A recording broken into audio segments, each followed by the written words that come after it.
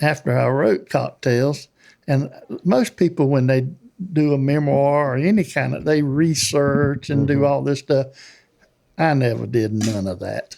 I just wrote it, Right. and as I remembered it. And so when Ray and Slick and everybody got together, they said they was going to rewrite Cocktails and do a Their sequel. own version? Yeah, and I said, well, what are you going to call it? And they said, The Truth. 'Cause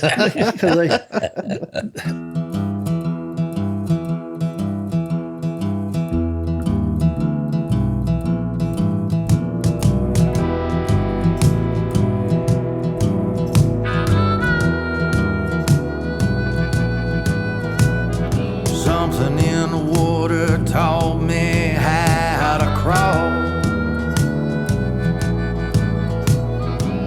Something in the water taught me how to fall.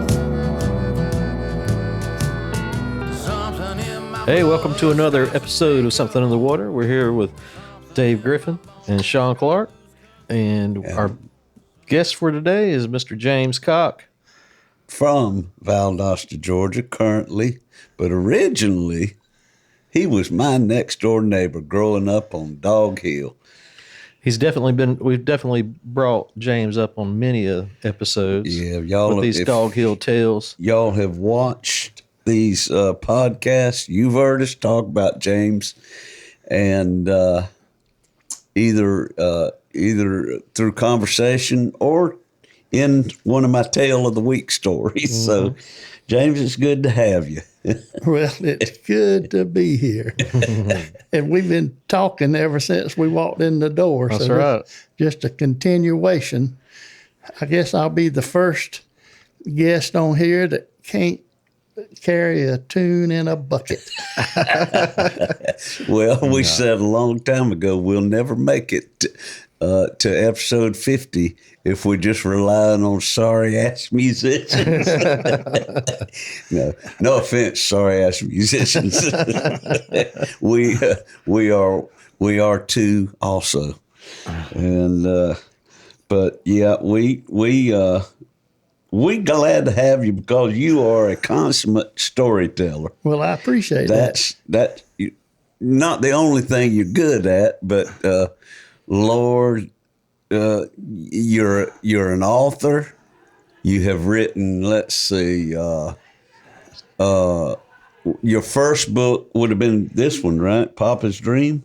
Yeah, I did that for my little grandchildren. Your first book, and I don't have a saved picture on that, but if you'll hold that up towards Justin over there, just angle it right over that way, and yeah, there you go. Hold it up a little bit. There you go. Well, that's the copy of the cover right there. That was your first one. Yeah, I did this while I was waiting on Cocktails, Memoirs of a Redneck Hippie, which is the story of my life. But I was waiting on it to get edited, and I had so much trouble. So I decided, and I had only one eye that I could see out of. So I thought, well, I better do something, before I lose the other one. Oh. So I just wanted to play, but I couldn't ever get the pictures to pop like I wanted it. And yeah, but that's pretty fascinating. I mean, you drew the pictures. Yeah. You drew the artwork for this. It's a children's book. Right. And this is just a story that you made up, right? Yeah. And probably told your grandchildren. Oh, yeah. My old redneck neighbor down the road, he says, James, what was you smoking when you told that story? Well, and I wasn't. I was just speaking of that. Speaking of what was you smoking, we all grew up in that generation. Hush your mouth. And, there's plenty of tales and cocktails. Justin, how about this, Justin? On them random pics that I emailed you, pull up the number one from about 1955 of a bunch of five kids sitting on a There's a word for that thing. No, it's actually a style. it's a style that's got steps on both sides of the fence. That's it. And it straddles the fence. So you climb up this little foot ladder and get to the top, and you come down the other side. You know, it's got steps on both sides of the fence. That is the original. Well, 3 of the original Dog Hill gang on the front row. It's like the Little Rascals. Well, you got left to right on the front row is my brother Gary, who was nicknamed many years later when we started handing out nicknames, Tick. And that's me next to Tick. And next to me right there on the right is James right here. And he's got that right eye closed because of the sun. You always took a picture facing the sun back in them days. That's a great picture, though. I can't see it anymore, But I remember it. Yeah, and behind Gary up there is James's older brother Wayne.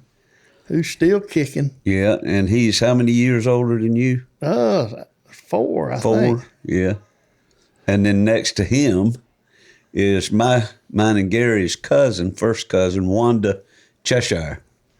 The good thing about it, we all kicking. Yeah, every one of us. That's right there in between our house and James's house on Dog Hill. Many years later, we played all kinds of sports in that pasture right there behind us. Many injuries. Good gracious alive. What's the next picture? We'll kind of look at these, and I got them in chronological order. That one is about, 61 or 2? Who all's in there? 61. 61. That's left to right. There's Wanda again, and behind her is her older brother Stan. He's gone now. And there's me on the front, Gary behind me, and you next to Gary. We were headed to the movie theater. It's a Saturday afternoon. We posed in the, I'm trying to see exactly. I can't tell what part of the yard that was in. Exactly. I think, I'm not sure. Well, But anyhow, next, we was going to the movies, though, and that probably to see The Longest Day. And what is that? there is your granddaddy, Mr. Lots, And or your as you, sister. and my little sister Deb on his lap. And he's sitting on that red step stool made out of wood, looks like a little ladder, kind of. Looks like a footstool kind of ladder. I don't know if you remember that or not. It was bright red. Absolutely. And they're sitting in front of y'all's garden. Yep, that was kept so neat by me and that hoe I worked with. And in the background back there, you see in that clearing, you see a little white dog. That was our dog, Sport. And that grass that he's standing in is the original pasture where we bled and died every Saturday morning. Yeah, tackle football. Now, we didn't mess around. We played tackle football, and that fence row in the very background ran all the way down the left-hand side. That was the sidelines of the left-hand side of the field, and it had barbed wire across the top of it, I think. You had to duck. I think you had to be very crafty when you were skimming down that sideline, because you and Greg Griffin, you were Sharky. Greg Griffin, our neighbor across the street, was Slick. Where'd all these names come from? Yeah, we can tell you about the origination of them. But to this end now, Greg and James, they knew no fear on the football field. They would just, somebody would be running down that sideline and they would try to do a barrel roll tackle or just a straight on diving tackle. It didn't matter. There was barbed wire right next to their heads or something. That just didn't matter. There was a weightlifter come out there and played with us. They was brothers. The Birch brothers. And the biggest one, the tallest one, I ducked at the goal line, and he reached to grab me. And there was actually a bush to the left, so it was an alley I was trying to scoot in, and he grabbed that barbed wire with his hand, and he missed me and ripped his hand open, and so we won the game. That was it. And he says, "Oh, hell no, I ain't through." And blood and guts coming out of his hand. Oh. And we stayed and played a little longer. He finally had to give it up. Oh, God. Didn't one of them dislocate his ankle or something? And Not that I remember. They were playing in Brogans. Yeah. They had on Brogan boots and was playing tackle football with us. They were big boys now. They was grown men, and we was just a little chilling. But we had a good time. We took on all comers. This is James's granddaddy now, Mr. and Ms. Lotz. They owned the house that was next door to ours growing up. And at a very early age, you and Wayne and your mother came to live with them. And I guess would have been 50-something that y'all 56. moved there. 56? You moved there, okay. Yeah. So I would have been 3. I remember meeting Tick out there. I was 4, and He would have been 6. he was about 18 to me. And they brought out these boxing gloves, and Tick dotted my eyes and sent me home a squalling. And that's how we met. That was about the age right there. Yeah. And now tell about how you got revenge on the black eyes. You remember that story? I don't know about revenge on the black. Well, it probably wasn't premeditated. But I mean, I don't remember. Is that the one where I hit you? The fertilizer. Oh, they claimed. Well, there's a little pack house under the garage, I think's where it was, or somewhere over there at your house, that your granddaddy had a bag of fertilizer in there. Well, actually, it was behind your house, by your shed, and we was looking over in that sack, and they claimed I threw fertilizer in Tick's eyes, and I got in all kind of trouble about that. But he could still see better than me, so I'm gonna say I didn't do that. But, Hey, what's next, Justin? Yeah, this is Christmas of 63. 63, yeah. And that's the front of our house there in on Dog Hill. in '63, I was. You'd have been 13, 12. No, you'd have been 13 in 63. No, that Gary would have been 13. Yeah, he was the old I'd man. have been 10, and you'd have been 11. Well, of our buddies back then, you come down and we'd play ball in the backfield. One of them was named Johnny Bennett. And He lived on Dog Hill, too, at the other end. And he had a brother named David Yep. that he was in Vietnam in like 62, 3 or 4. I mean, in the very early days of Vietnam. And when he came home on a leave, right there on Dog Hill in our backyard, he pulled out a bag of reefer. Oh, Lord. That's the first time I ever seen any. We didn't fool with it, but I seen it. In 63? It was 63 or 64. I'll be dog. He was one of the first soldiers over there. Yeah. Yeah. But anyway, that was just Yeah. keeping along the tales of cocktails. Mm-hmm. So that book it starts like I've read it, but it's been a few years. Is it chronological or is it? Well, let me tell you what any listener out there that's thinking about writing a memoir, do it now, because if you wait, you lose. And so I went 6 years with a little notepad in my pocket, and if I remembered something, I'd write down a title, go home, put it on a yellow legal pad, and then later embellish on the stories a little bit. And well, when I got finished 6 years after it, I tried to put it in chronological order. I couldn't remember. Yeah. So, and then my eyes started going out on me, and I was having a heck of a time pulling it all together. So I just say, if anybody wants to write a memoir or a book or any kind, do it now. Don't delay. No time like the present, huh? That's right. But what do we have a picture of the book? Cocktails right there, too. Just let people see what that one looks like. That would have been your. That's probably in the tale of the week pictures.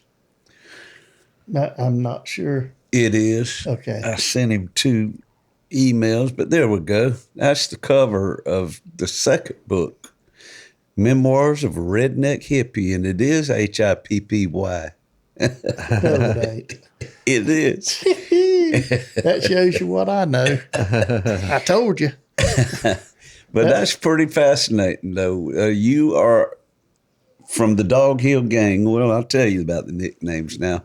Growing up there, it was me and Gary. James next door, across the street from James, was Greg Griffin, who was like third cousins with us.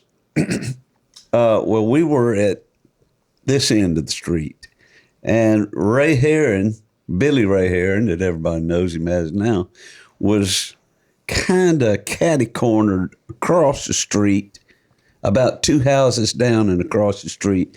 So that he was past the dividing line, I guess. He was considered the other end of the street, along with Johnny Bennett and Wayne Williams and the Thorntons, the Thornton brothers. Now, that was all of the guys on the road, and occasionally that end would meet up with this end, and the older that we got, that really became the case. We got to be teenagers and then playing that football and stuff in the back pasture.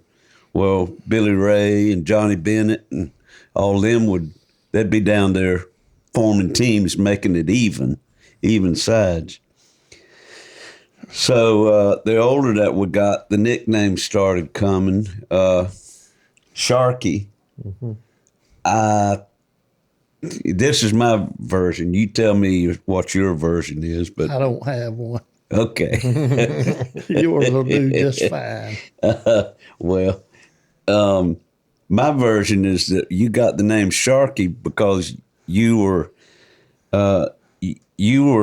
prone to win. Didn't matter how you got there. You were very competitive, no holds barred. If it required a little bit of cheating. Wait a minute. It required a little bit of cheating to win. Wait a minute, Vine, on you. But let's see. Greg Griffin, he graduated in 69 from Waycross High School and went off to Atlanta to work for Southern Bell. That's it was right. called Southern Bell back then. And he had come home ever so often, he'd come driving up to that brown Ford Pinto, and he'd get out there and he would be Mr. Debonair. He'd done gone to Atlanta, and he was slick. He was coming back with hair perfect and these leather jackets and all this double knit, flare-legged pants and Big time. Big time, Greg. We called him Slick. But the truth is, I remember when he first got up there, he opened his apartment door one winter, and there was like a dead body on his steps or something, and it, that kind of woke him up as soon as he got there. It was kind of rough to start with. Yeah. But Dead body on the steps. yeah, old Slick. That would I'd put it note to self. Be careful in the big city. Gary was Tick, and that made it kind of neat that we had a Slick and a Tick. Slick Tick. And Tick, the story that I always heard was that when he went off to South Georgia College over in Douglas, he was following his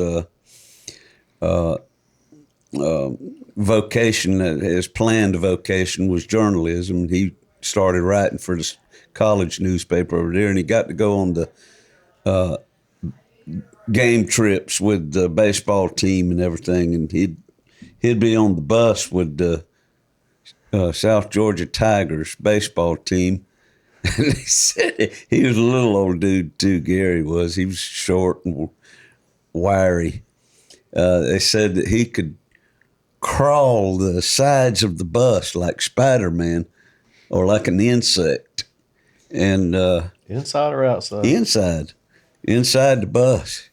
And somebody nicknamed him Tick because he looked like a tick crawling around that bus. Now, there was another story, too. Don't look at me. Okay. I heard it one time, but I can't remember exactly. See, we should have done this podcast 10 years ago.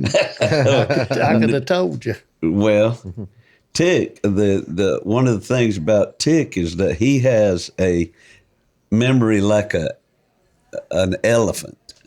And we'll get him on here, and he'll be able to lend some perspective and some truth to these past things where we sitting here racking our brains. The truth is, after I wrote Cocktails, and most people, when they do a memoir or any kind of, they research and do all this stuff.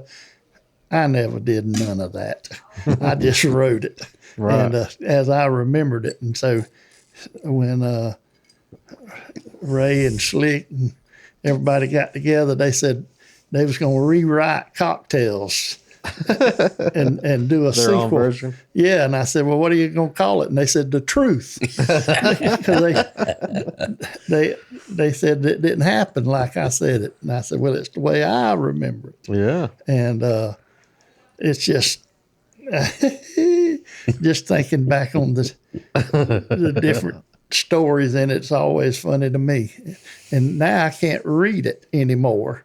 So I'm looking forward to an audio book that Well, let's let the audience know. I mean, you are visually impaired right now, and this kind of just came about in the last couple of years. But the whole time growing up and all, we were all just balls to the wall. We was all fine back in them days.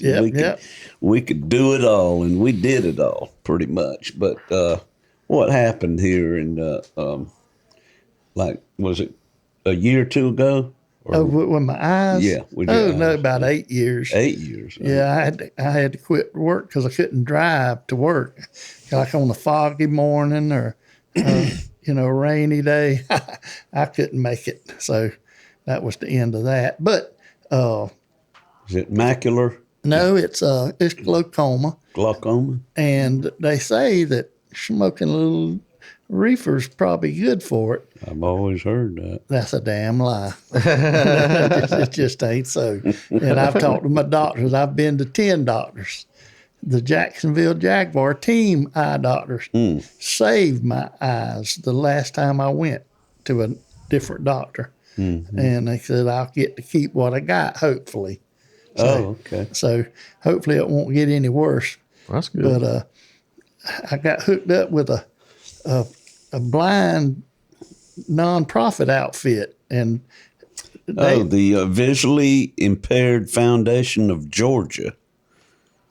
And this was just the other day.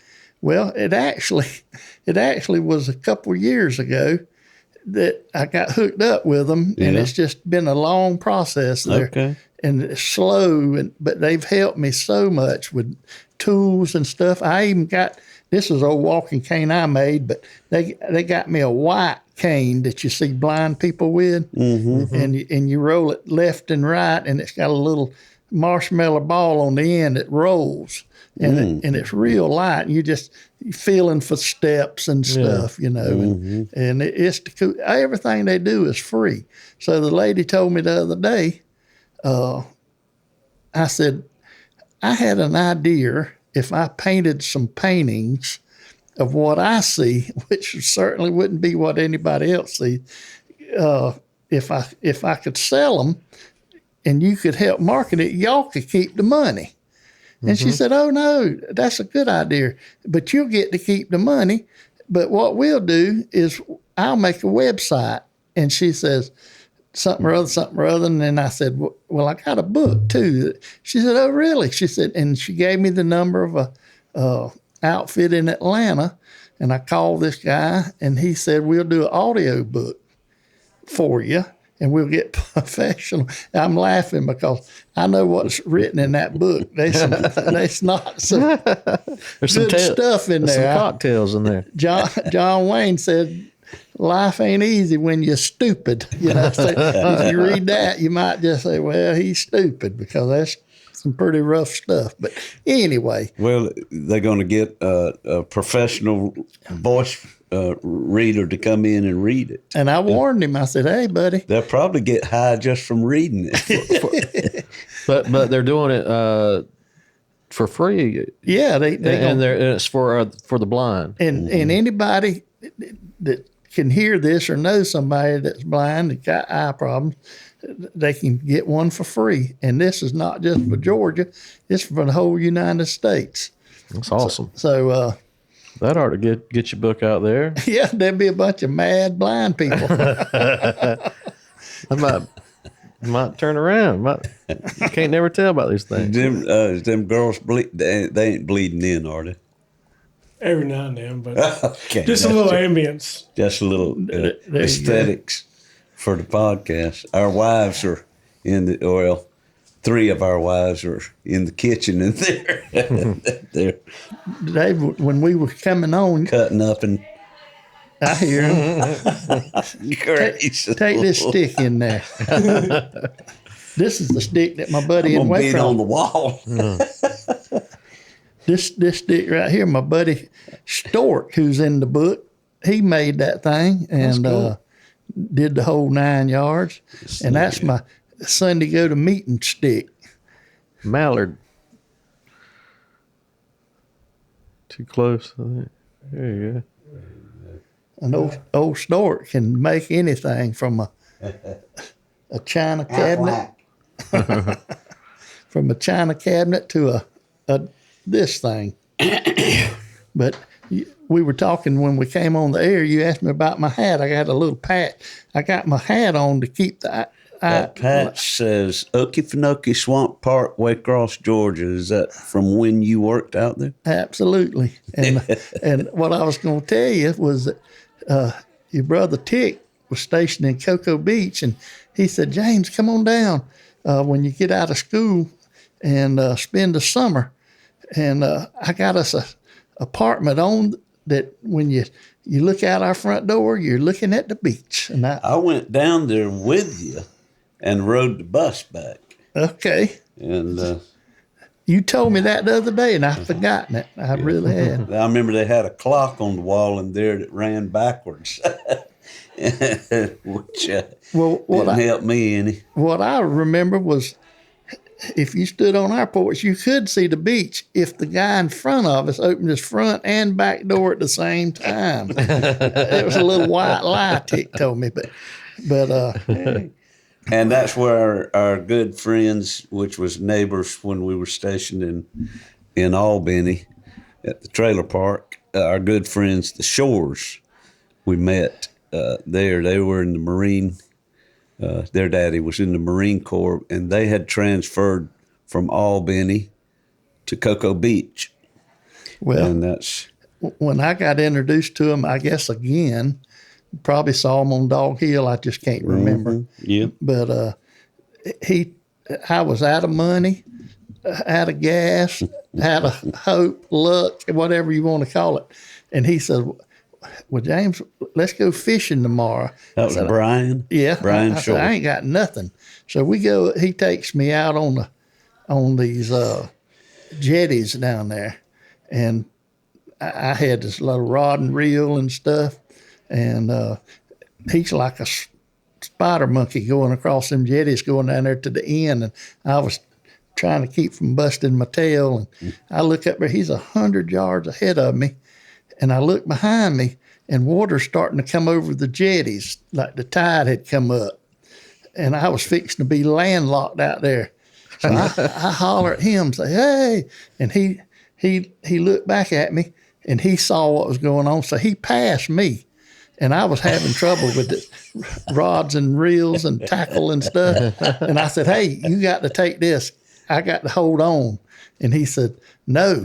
And he just kept going. So I said, "Well, this is his stuff." So I just chucked it in the ocean. and I barely waded across the jetties to get up there and Oh my God. and saw some guy had fell and cut his leg open. I mean, I was glad to get out of there. Mm-hmm. So then we go to a bridge, and I had this patch on a shirt, like an army green army jacket, and from when I worked at the swamp park. Well, I got up there and I caught a fish with like a Zebco 202, little cheapest reel, and people started coming down there, was watching me, and somebody saw that patch and they said, "Oh, he's a professional." And I was just hanging on, and that fish swam all over the place, and finally he give up, and just, if he'd have went by one of them posts, the more concrete pillars, it'd have been over. He'd been gone. But anyway, we got him up there, and he was 10 pounds, and we didn't have no money to eat or nothing. So we go home. I clean this fish, and we start frying him. And my next door neighbor, who was a beach comber if there ever was one, his wife worked, and he just bummed around. And he comes over and he says, "Hey, look, James, this is your mail." And I'm thinking, "What are you doing with my mail?" And he said, "Well, I knew you wasn't here, so I was going to save it for you." I opened it up. It was a letter from Billy Ray Heron. Yeah. It was $10 cash in it. What? And I was just like, the Lord answered the prayer, you know. So I told Tick, I don't know what happened, but we back over at that. This is the point I was going to make about that. We go back to that guy's house, and he smoked pot like a chimney, but his wife didn't know it. So we're sitting in the living room, and it had that big old shag green ugly carpet, and we're sitting there, and they was smoking air. And his wife come in unexpected. And she said, "Y'all smoking in there?" And he said, "No, honey, we're not, you know." So she walks over there to the coffee table, and she picked up this stem. Oh, no. And she says, "Well, what is this?" And he said, "That's a spider's leg." And she throwed that thing up in there, and the evidence was gone. It was a spider leg. Yeah. They couldn't find it in the green shag carpet. Yeah, it was gone. It was gone. But right after that, the next morning, I put $2 worth of gas in the car, fixed the tire for $2, probably bought something for $2, and went back to Waycross. That was getting out of Cocoa Beach.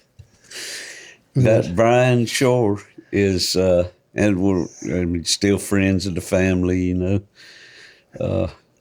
We had a reunion with the Shores probably about 4 or 5 years ago, the Griffins and the Shores. And Brian is now a pastor at a big church in Jacksonville. That's good. That's good. And your brother Tick character in here. Yes. We won't want to say too much about him because he's a preacher now. Yeah. And Handling 3 churches. Yeah. yep. And he told me, he says, I said, why you become a preacher now? And he said, because I thought my mama would like it. I thought that was a pretty cool answer. Mm-hmm. Or something like that, you know. Yeah. But Yeah. He's over 3 churches. Yeah. Started off How do you be 3 different places on Sunday? you move. time. Timeshare. Timeshare, yeah, you can call it that. He starts at about 9, does the earliest sermon at 9 to what? 9:45 or so, and then he does the next one at 10 to something, and then the last one from 11 to 12. He said the first 2 churches like him because he's quick and gets out of there. That's right. He probably does have to cut the sermon a little bit shorter at them 2. But But we've been to see him. yep, We went a couple of times. he's my preacher. Yeah. I hadn't He seen him but one. does a great job. Of course, Gary's always been good with words. He was the one that I thought would be the writer, but it turned out to be you. Well, you know, when I did this and my guy come along and helped me do some other stuff, then I thought about you because you was Yeah. doing the tale of the week. And I introduced you to him and that's where this came. Yeah. Tale of the week. Dave got Tales his of the week. book printed up through that James. was through you as well. That kind of story about that in this episode's Tale of the Week. But Lord have mercy. Well, why don't you just tell some other stories? What about when I captivating met and James, Big Cocke Charters? yeah. Yeah. Tell us about that. Well, 'Cause- it started. The boys would come to me. I have 3 grown sons, and they came to me and said, "We want to do a fishing charter thing. Would you help us financially? You know, help us get it started?" And I said, "No." And then I thought about it, and I said, "Yeah." So,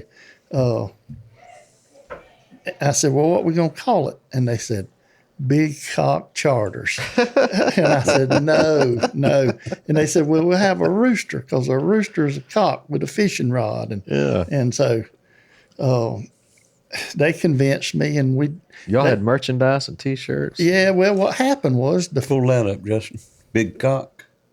There's a yellow bio, and there's also that's fine. That's fine for starters. Okay, go ahead. Well, when we started, the same month after they got their captain's license, and we started doing boat charters in the flats down below Tallahassee in the Gulf of Mexico, the Gulf oil spill happened out there in New Orleans. So, and people would say, we'd say, hey, you want to go fishing? They say, how's the oil?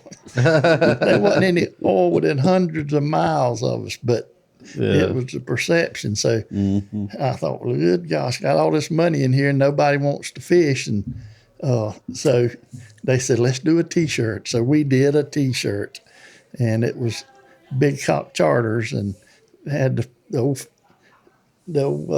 rooster on the boat. And then people would say, well, what about hunting, And so then we had to do a hunting one, then a race, and then a motorcycle. We did a whole kind of, and sold a bunch and spent Cock a bunch. of every color. Yeah. This is the one that I like. I hadn't never seen this, but it says, this is kind of like their manifesto. Cocke, it's our name. Yeah. Wayne Cocke Sr., which is James's daddy, was gifted with athleticism, good looks, and the ability to fix anything. He was an outdoorsman, a Southern gentleman, and an all-American kind of guy. These qualities earned him the nickname Lucky. Unfortunately, he passed on at the very young age of 33, leaving many to wonder, was he really lucky? Now it's up to Lucky the rooster to carry on his legacy. There's a picture of his daddy a couple of pictures of his daddy in there too. I guess one of them is called Lucky Cocke. That's a good name right there. Yeah. There we go.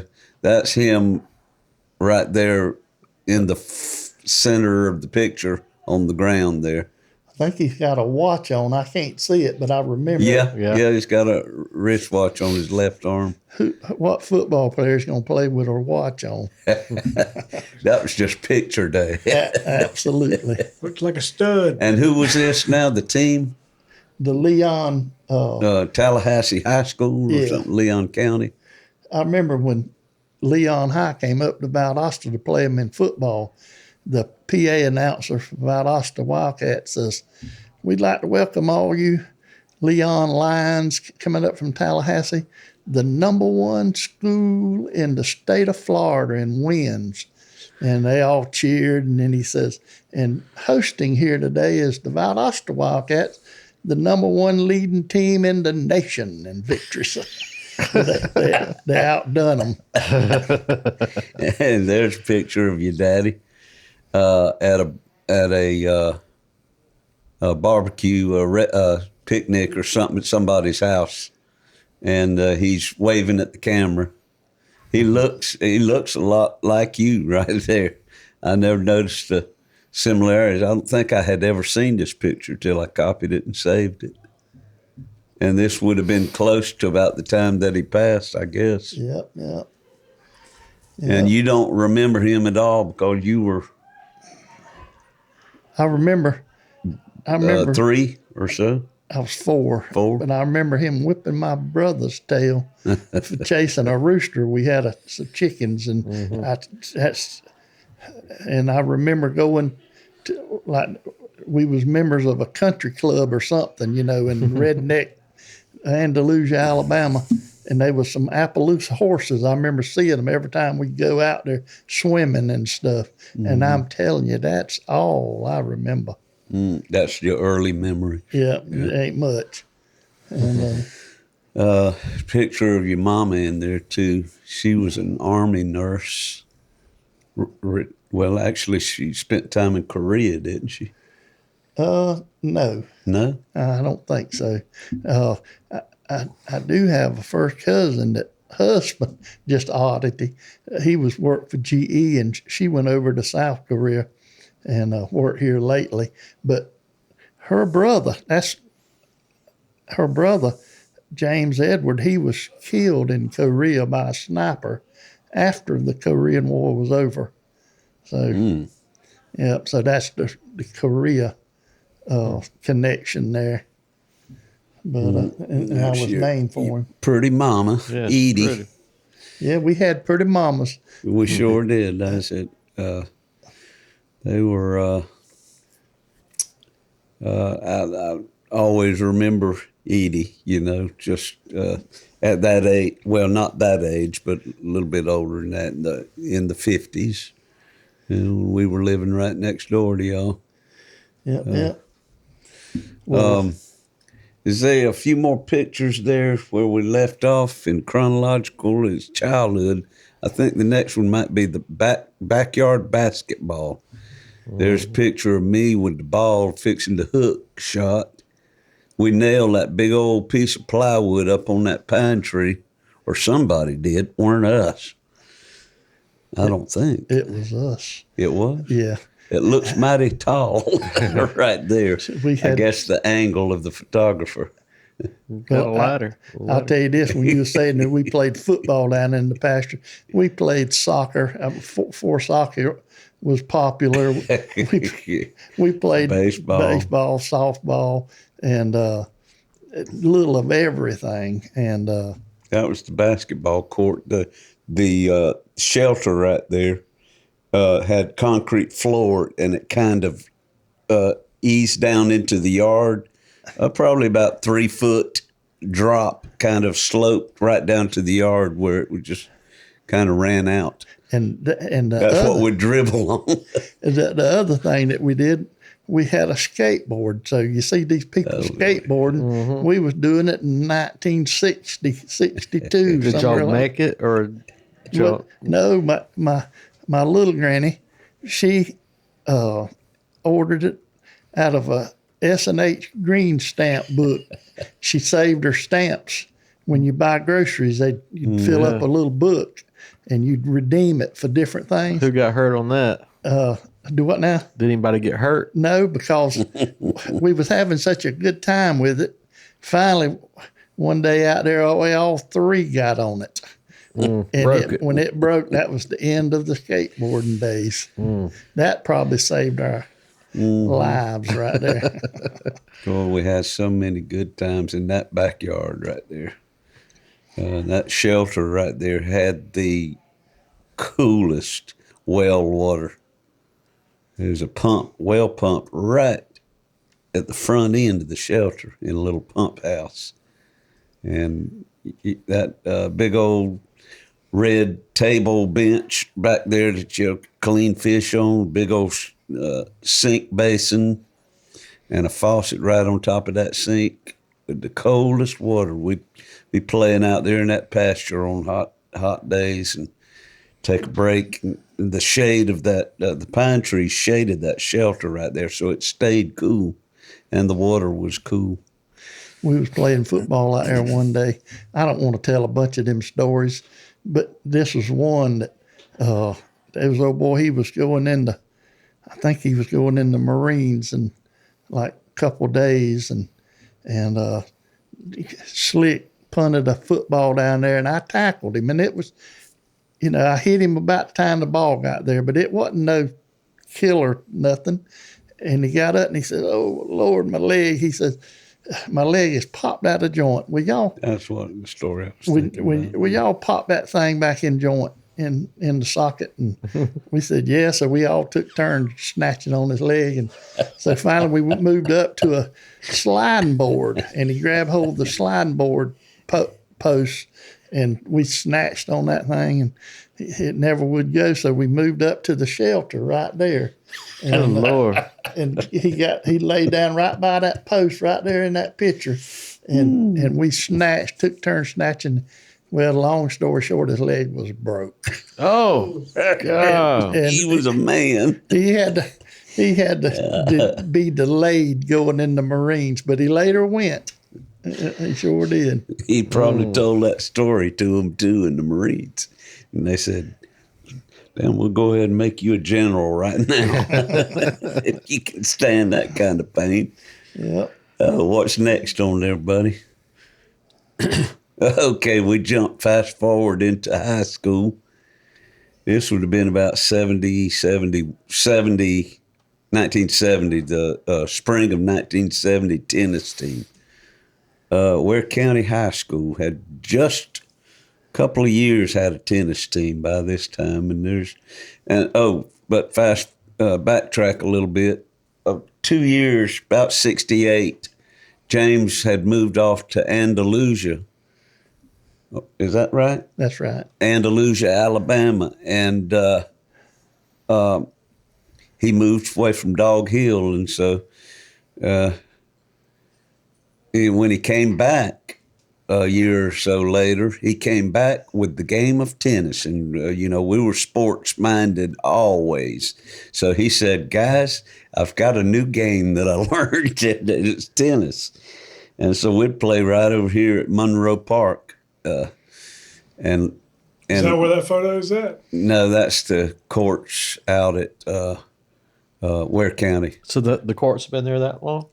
They were Monroe dead. Park? Yeah. Oh, they've been there for a long time. Yeah, they've been there since probably the 20s or something. You Wow. reckon? Yeah, I mean, Waycross always had a high school tennis team, Mm-hmm. but I don't know the answer to that.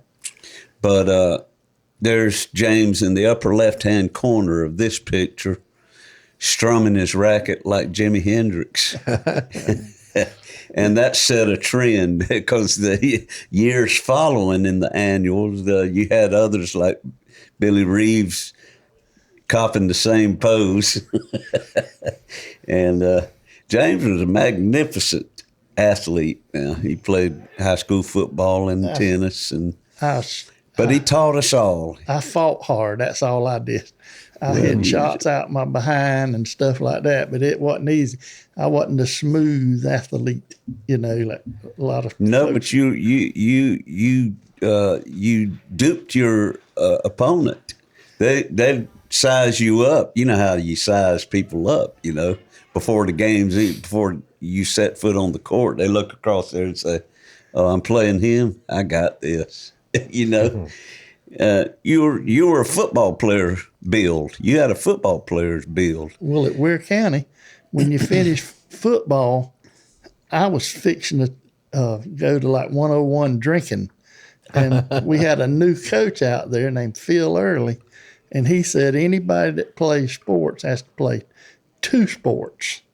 And so that messed me up. So I wasn't gonna run track, for that's for sure. And I wasn't gonna go on the baseball team because that's all they did was running. And like I said, I was a senior, and I wanted to drink. Right. So what'd you do? Then they said, "No, you got to do something." And I said, "What's left?" And they said, "Tennis." I said, "Uh-oh." That's all right. That's all right. It's pouring. Oh. Into some electricity. Uh-oh. Wait a minute. We'll take a short break, folks. We'll be right back. Something in my brain won't let me stray. Something in my veins gonna find its way. Something in the water taught me how to pray.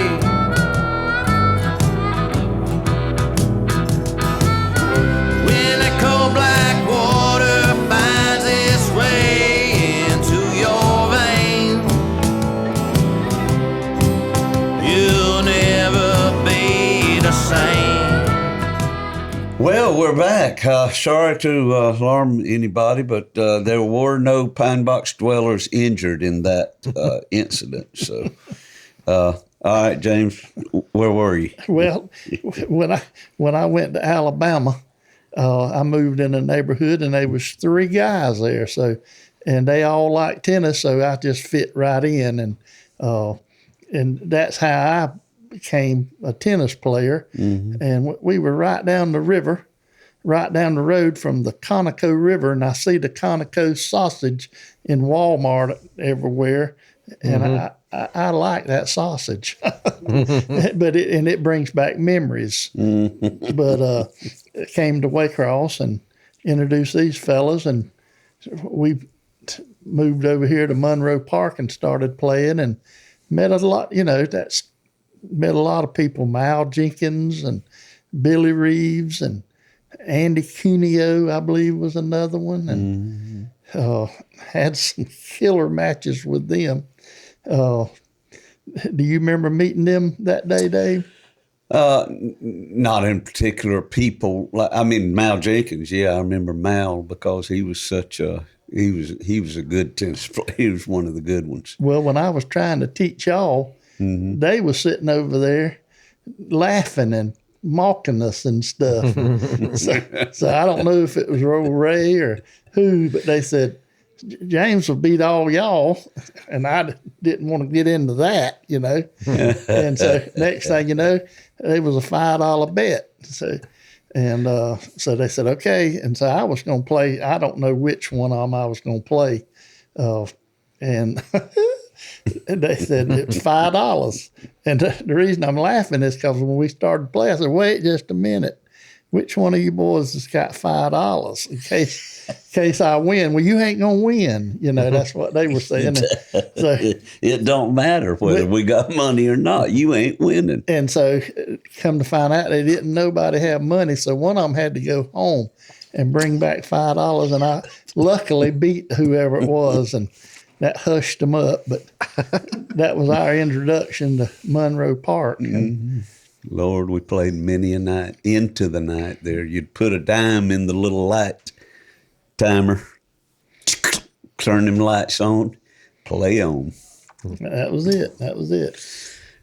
What's next, Justin? Let's roll through these last chronological pictures there and see what memories it sparks. We really don't need pictures to spark a memory. You got so many.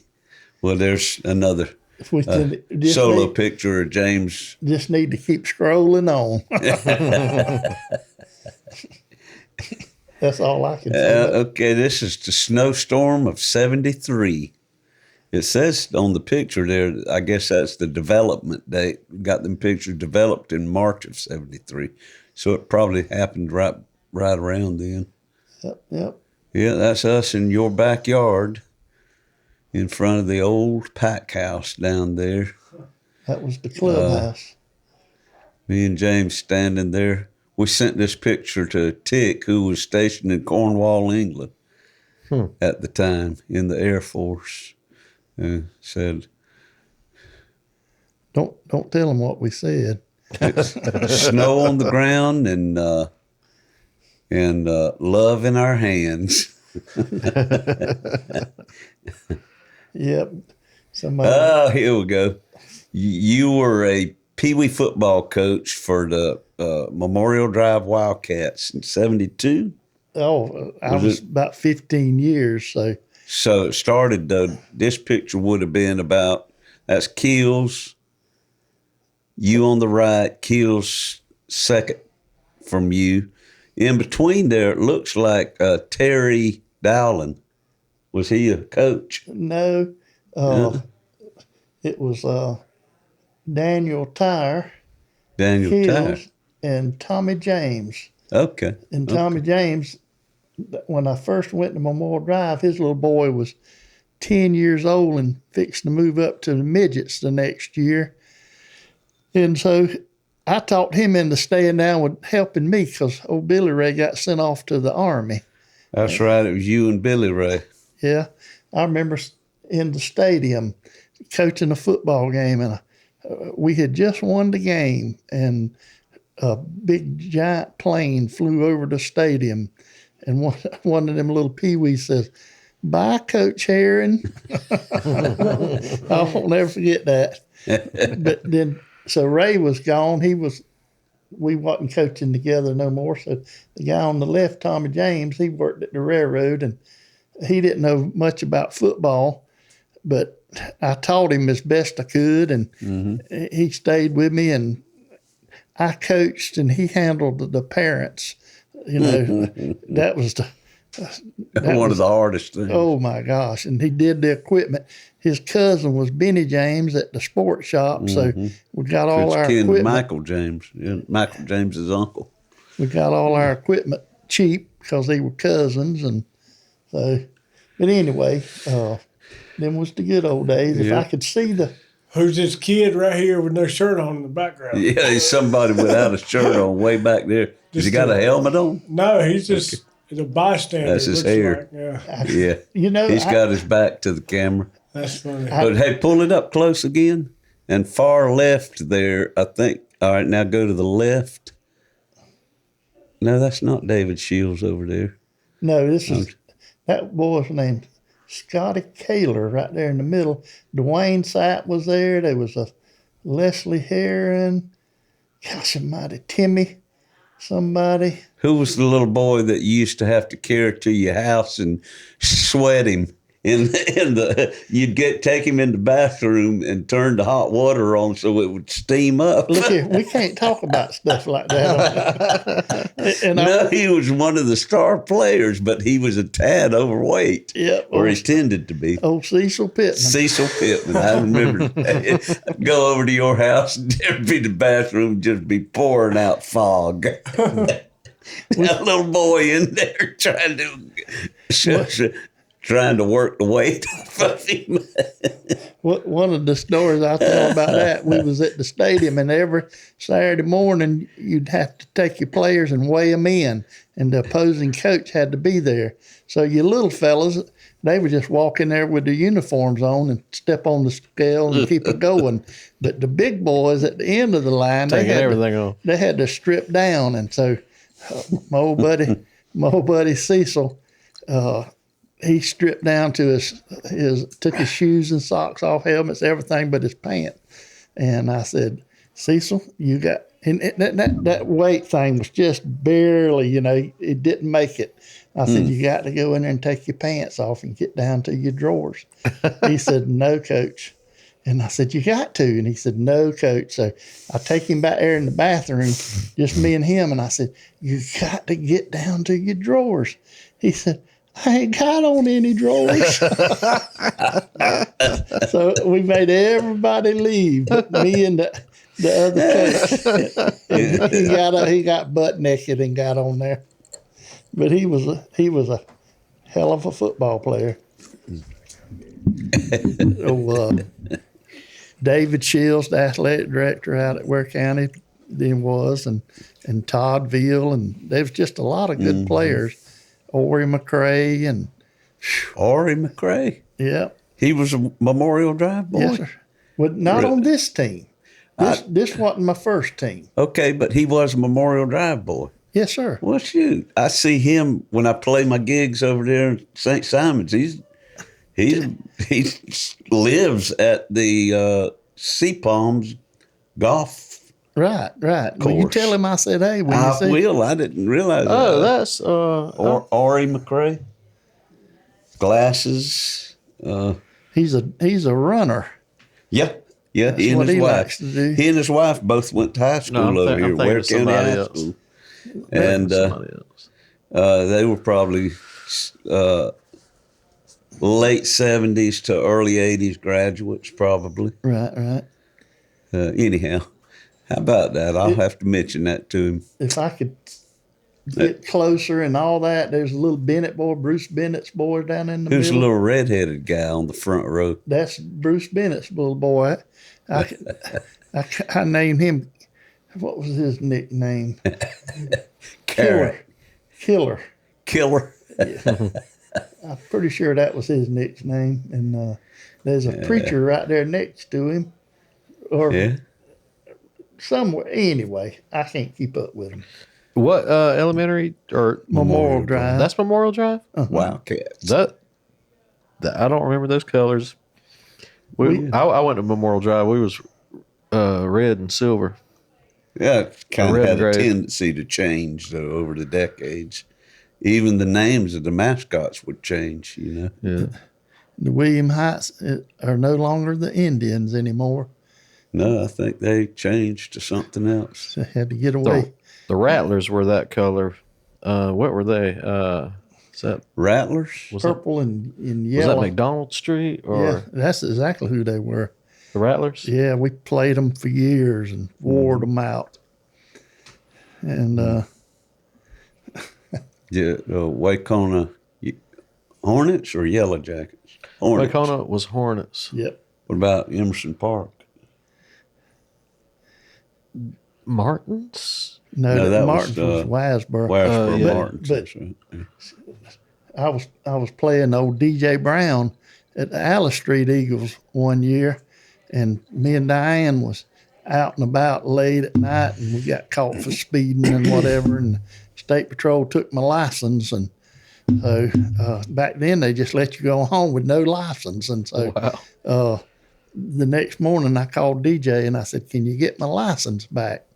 And he said, "Yes, I can, but the next 3 or 4 times we scrimmage, you're gonna scrimmage at our place." And so I said, "Okay." So we went and scrimmaged him, and when we shook hands, that license was in my hand. And after 3 or 4 times, my parents said, "Why come we always over here?" You say, I'm gonna do something about that. No, I said it helps us like to travel, you know. I come up with some bull crap, All right. but Hey, oh boy. Now this picture was taken the morning after. That's me on the right, Billy Ray next to me. The two of us had a band called Sweetbriar, and we had just played the night before in the Cabaret Club in Jessup. And that's James in the red and white athletic shirt. That's Tick, my brother Gary, sitting down, and one of his Air Force buddies who came. See, that was after Tick returned from England. That's when this was kind of a reunion, and we played in April of '75, the night before there over in Jessup. And I still got one of them Sweet Bar shirts. I don't think it'll fit me anymore. that old green hunk of metal back there was a Volkswagen van, belonged to Ray. And nice. Yeah, my brother used to hang around a band just like I hung around y'all.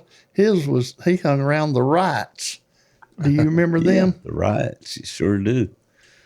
I sure do. But okay, here's the famous Sinsemilla board game.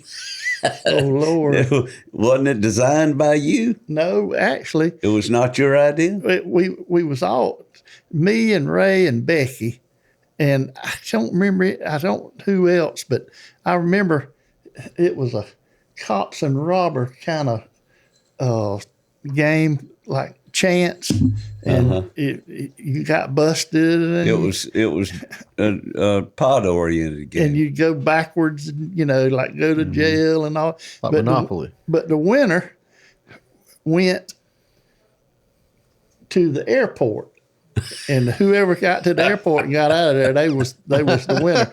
But we lost the cards. But this game, I wound up with it, and we used to play it. A lot of people, not just our neighborhood, a lot of people come and party, and we'd play this game, and I lost it. And 50 years later, I was going through a pack house, and in the back corner of the pack house, in the bottom box, there it was. And so I took it to a printer there in Valdosta and had that printed, and that's a duplicate. I sent the original back to Ray because Becky did the artwork on it. Mm-hmm. And so I thought that'd be a cool, Thing for nowadays. folk art. Yeah. Something that's 50 years ago, and maybe sell the prints or something. Well, I never could get nothing going. It was just another one of my loony ideas. But I thought it was cool because it was colorful, and it could be framed, and but Yeah. that was. We need to move on from that. Okay, this is 1998 at the first Griffin Guitar Pool, Thanksgiving weekend, which ended up turning into the Graham Parsons Guitar Pool now in its 25th year. But this was an opportunity for the Dog Hill Gang to reunion with one another in 1998. And that's what we looked like then.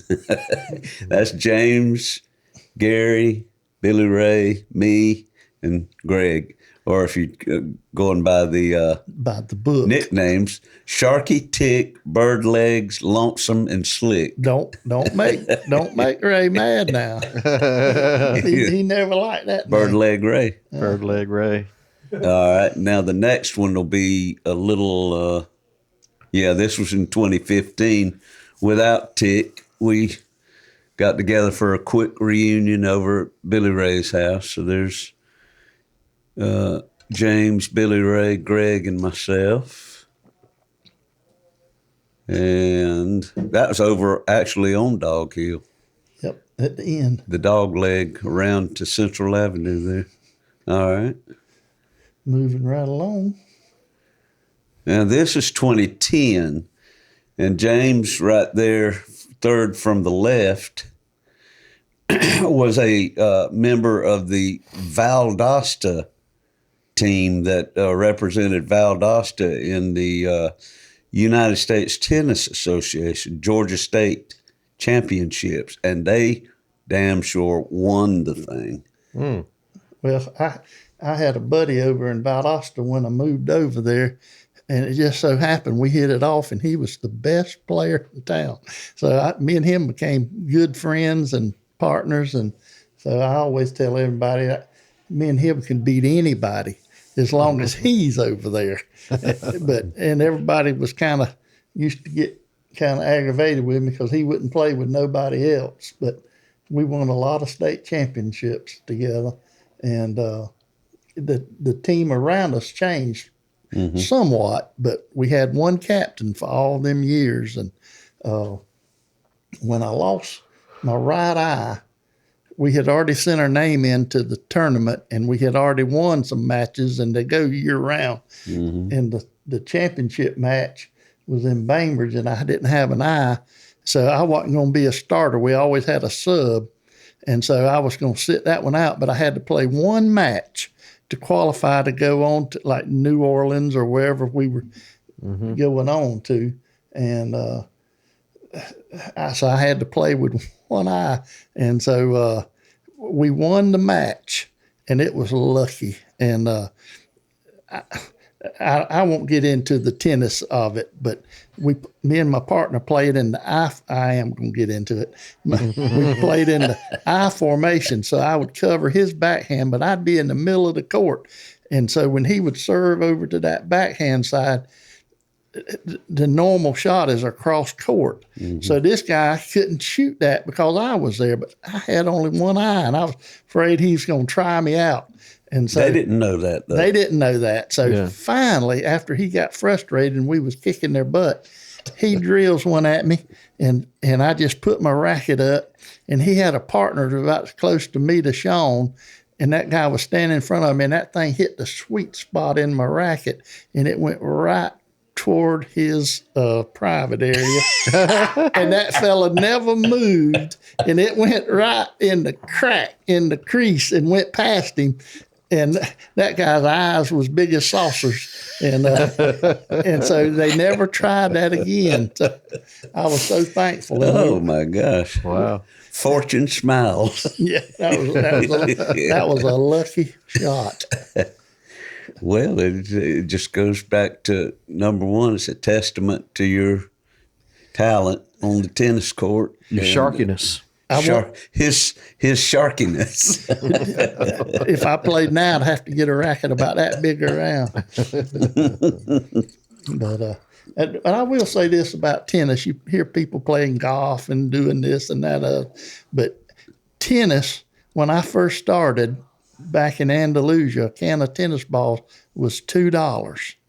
And when I quit playing about 8 years ago, a can of tennis balls was $2. And I just don't know of anything else that hadn't gone up in 50 years. How about that? And I can tell you something else. Musicians' wages. Yeah, that hadn't gone up. That's what I was going to say. That's like carpenters. I had an old uncle that was a contractor, and he said, carpenters build the world, and they make minimum wage. It's just sorry. But, well, let's roll this. Okay. I forgot we had that. That's the thing. I was a wannabe artist in early 70s, about 72, right out of high school. I dabbled with pastel chalks and all. I took a course.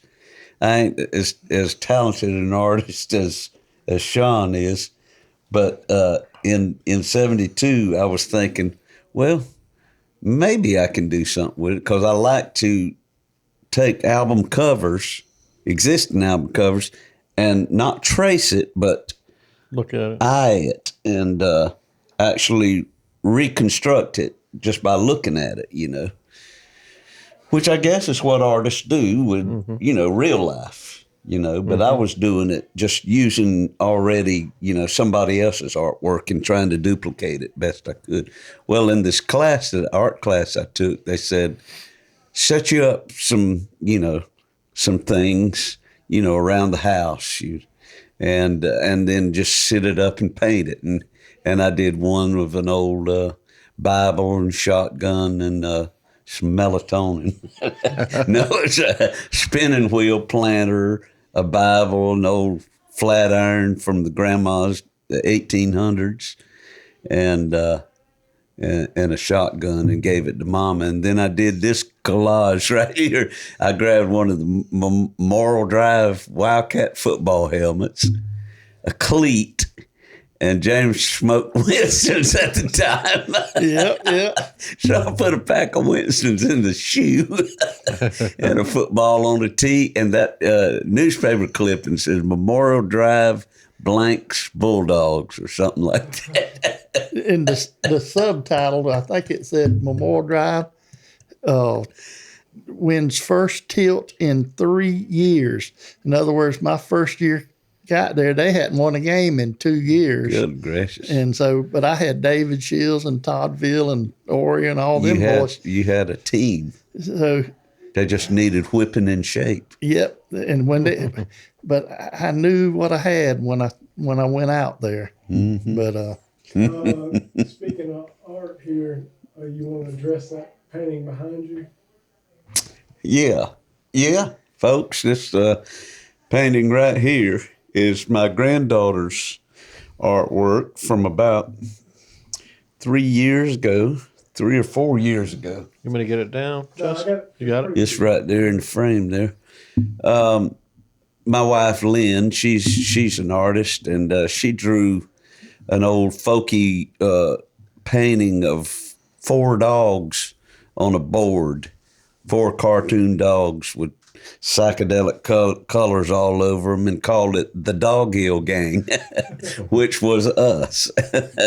Sharky, Tick, Slick, and myself.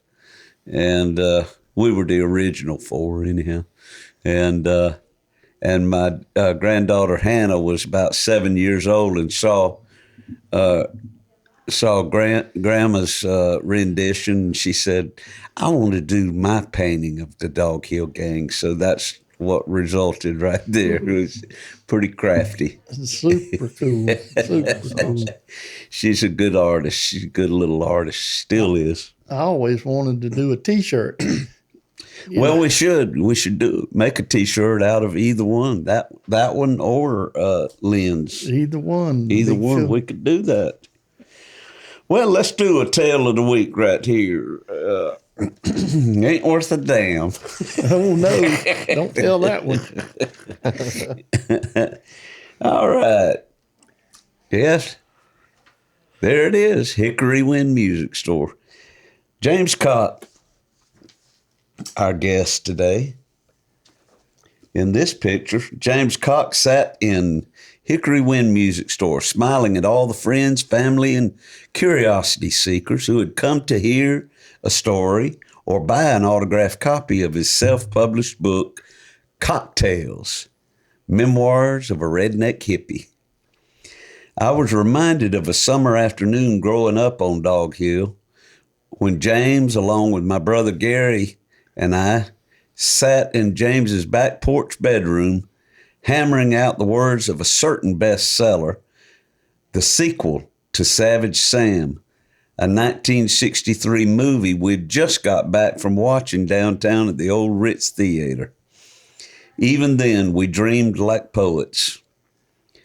I hold my old childhood friend, next-door neighbor, and Valdosta, Georgia book author James Cocke responsible for turning me into a full-time blogger for 2.5 years. He messaged me on Facebook at 9:01 p.m., July 18th, 2016, with a simple question. "Did you ever think about a blog?" To which I replied unemotionally, "Nope." That's true. That's not exactly true, because I had considered writing a memoir of sorts, even going as far as committing 6 or 7 paragraphs to 2 chapters of a book that never got beyond August 3rd, 2015. So when I read James's question, I thought to myself, I ain't got time to write a blog. And I do stay fairly occupied writing songs when the muse visits occasionally, planning and putting on 2 yearly music events, playing solo gigs around and about the Southeast.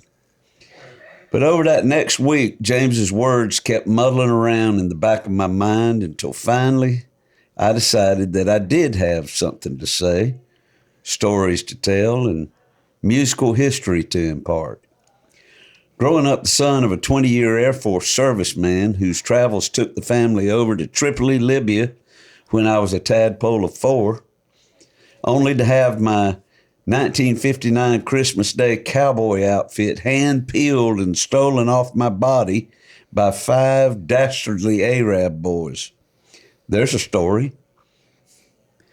playing and traveling to the United States in a nightclub band, Eddie Middleton and Down Home throughout the mid-'70s, whereupon I would meet and party with Dickie Betts as he picked my old Takamine acoustic guitar in my bedroom at the Courtesy Court Motel in Macon.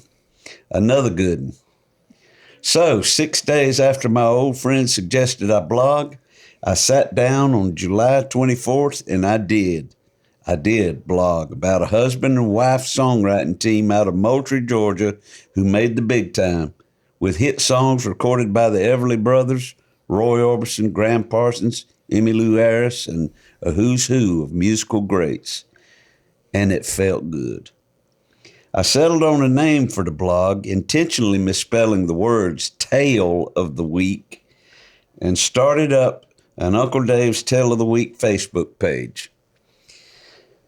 After a month or so of steady blogging, I realized that the domain I'd purchased for my festival websites had built-in blog templates, enabling me to insert pictures, add tags, and schedule for the tales to hit the internet. 3 months later, it was James again, lobbying for my brother Gary, managing editor of the Waycross Journal-Herald, to run a Tale of the Week column in the local newspaper.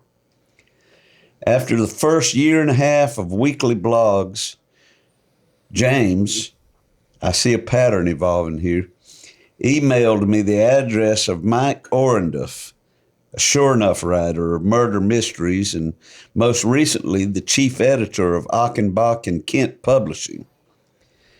Mr. Orenduff offered to publish James's forthcoming book, Margaret B. Long, The Jewel of Jacksonville,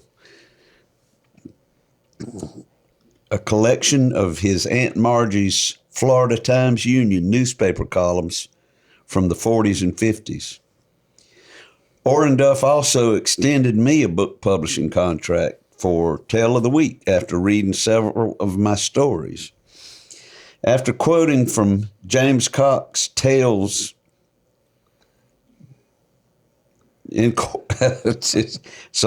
after quoting from James's cocktails in one of my blogs, he responded by saying, "Dave, you amaze me with your work. I enjoyed seeing my little part in the whole scheme of things." Because it was his part in the whole scheme of things in 2016 that inspired me to open my mind and write about my memories.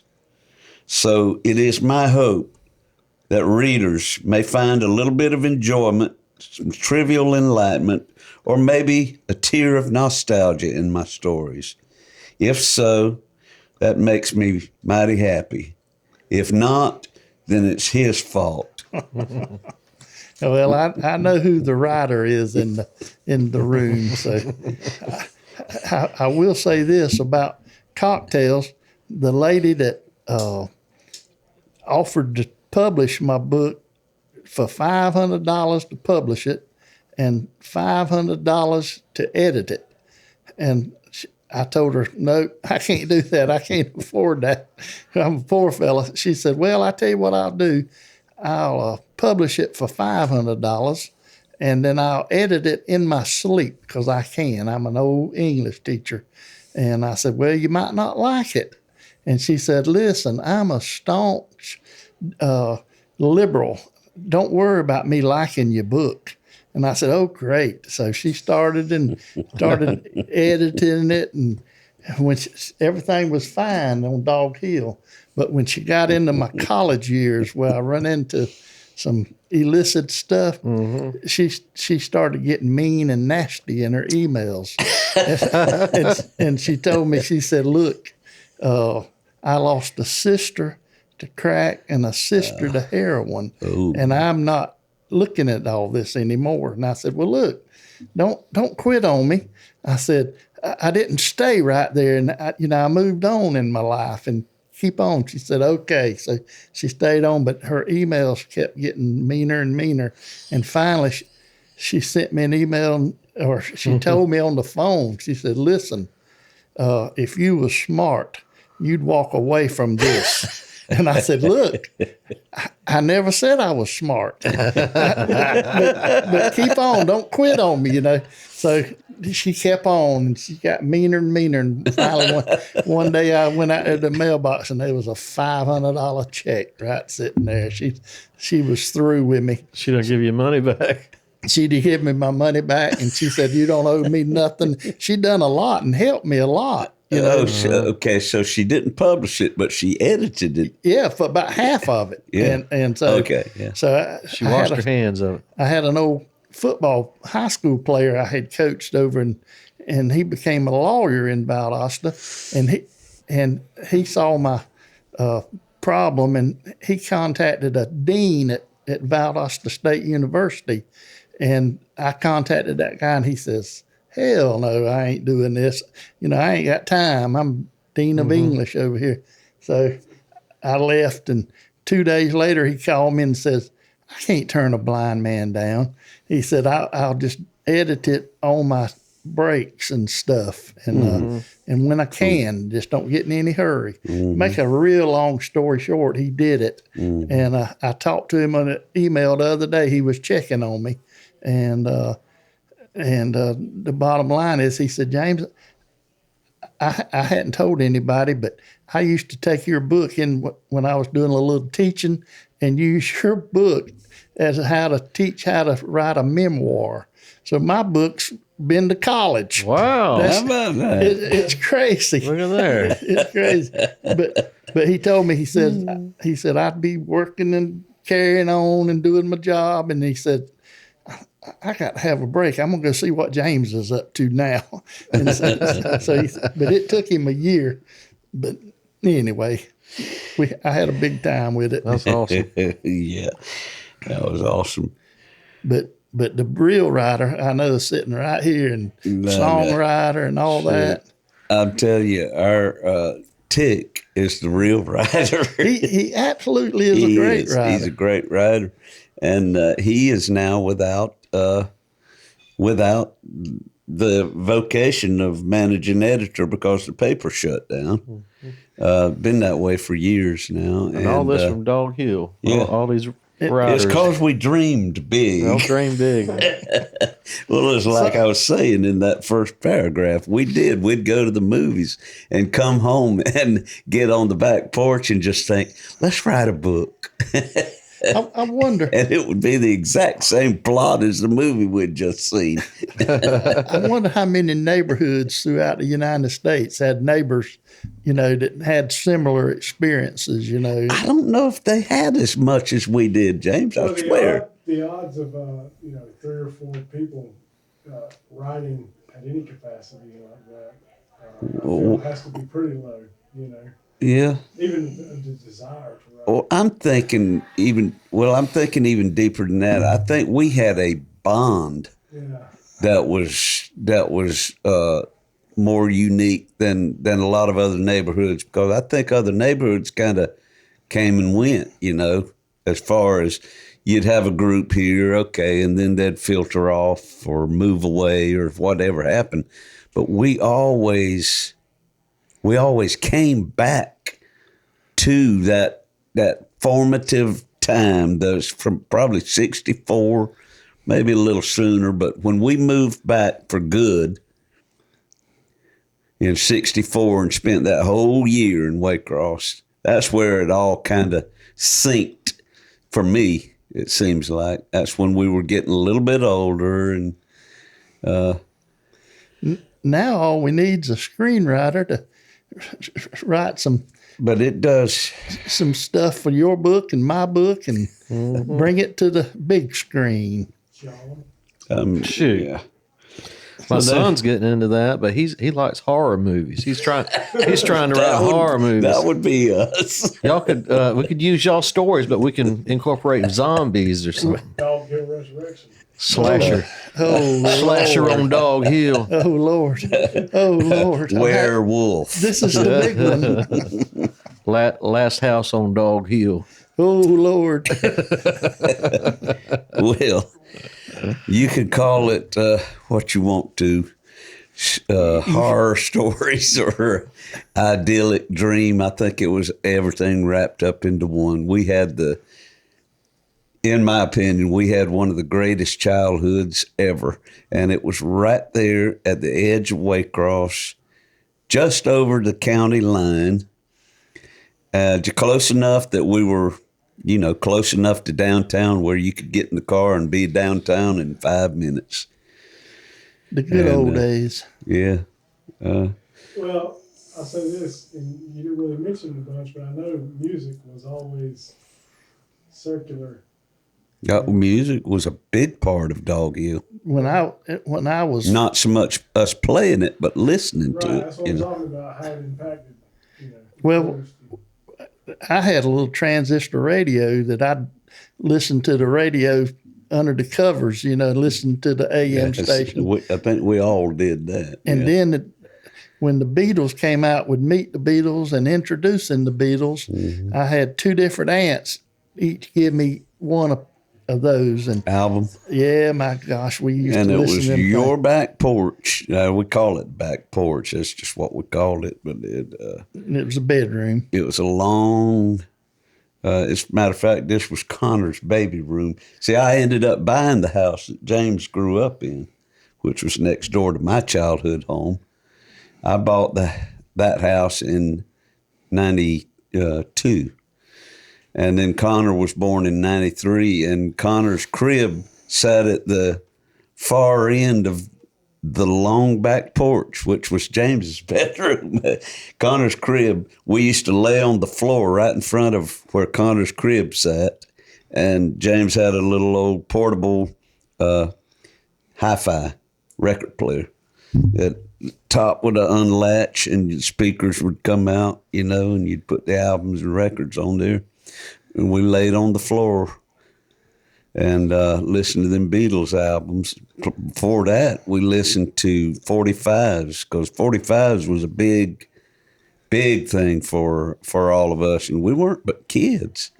I mean, 8, 9, 10-year-olds buying 45s.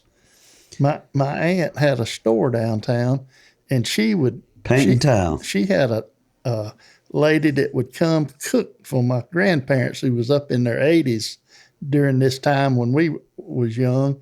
And her name was Mary Taylor, and she lived across the street from the stadium. And her husband played in a band. His name was Terry Taylor. And they play at the Elks Club and all that kind of stuff. I believe he was a drummer. But Mary introduced us to the soul music. And when she would go to town with my grandmother, I'd give her money and she'd buy me whatever record Sam Cooke. That influenced us, But I can't remember all the artists that she bought for us, but she had an influence on us. Was James part of the story that ended up in your song "How I Was"? Yeah, about the Burger Chef. Yeah. Oh yeah. Can y'all tell that, or is that too risque? We're 3 hours in here, probably. Oh, well, this could be. We could sign off and tell it. And is it that bad? Well, it's a little bit. This ain't a deep end. Well, I mean, how far in are we? This ain't a deep end. This is a deep cut, though. Like an hour and a half. Well, And some of that is downtime too. I don't know which incident that. It's the Burger Chef. The night that I Won't you tease went it? down, When y'all slipped the plane.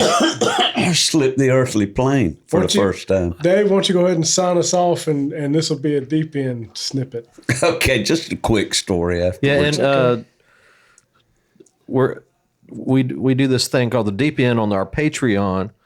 You can we got a Patreon account. Yeah. Called Something in the Water, the Deep End, and it's a subscription only type thing, but it's only $5 a month, and that's what we're fixing to do here when we sign off. This is the free one on YouTube, but and elsewhere. and elsewhere, all the places that you can find podcasts. But we're going to do really dipped down into the deep end on this story, folks. So if you're interested in finding out what the heck we're giggling about, it's a little more risque stuff, but not always. But there's definitely some cool stuff on it. yeah, we urge you to subscribe to our Patreon account, though. It's $5 a month, and there's some goodies involved, too. But we want to thank our good buddy, my old childhood buddy, and our good buddy, and just the fact that he's wearing a St. Louis Cardinals shirt, we won't hold it against him. I was a Cardinal fan when the Braves was in Milwaukee. So when they came down here, I was done hooked on the Cardinals because I could pick them up on my little transistor radio, KMOX radio. Yeah, you probably used to listen to Dizzy Dean. Absolutely, but the old announcer Harry Carey that everybody associates with the Cubs, he was a Cardinal announcer for 25 years. Nobody knows that. Wow! So I grew up listening to him, but that's another story. That's another story, and I won't even bring up the fact that you're an Alabama college football fan. Well, I try not to. I don't want to alienate my readers, but that's another story. Well, we have enjoyed having you, James. Love you as always, and we thank you for being our guest. And you have to come back. We will have to do this again maybe with several Dog Hill gang members. Yeah, we'll have to do a full Dog Hill gang Oh reunion my gosh. Yeah, that one won't be fit. We'll just have to give out knives and guns when we come in the door. We can do it in the community hall wherever Gary's church is. That's right. Pray for forgiveness. Well, folks, we appreciate you, and come back again. And follow us on over to the Deep End on Patreon. And I enjoyed it. Yeah. All right. When the cold black water finds its way across through your veins, it just might seal your fate.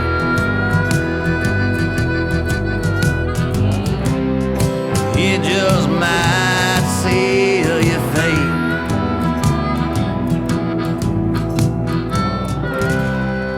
It just might seal your fate.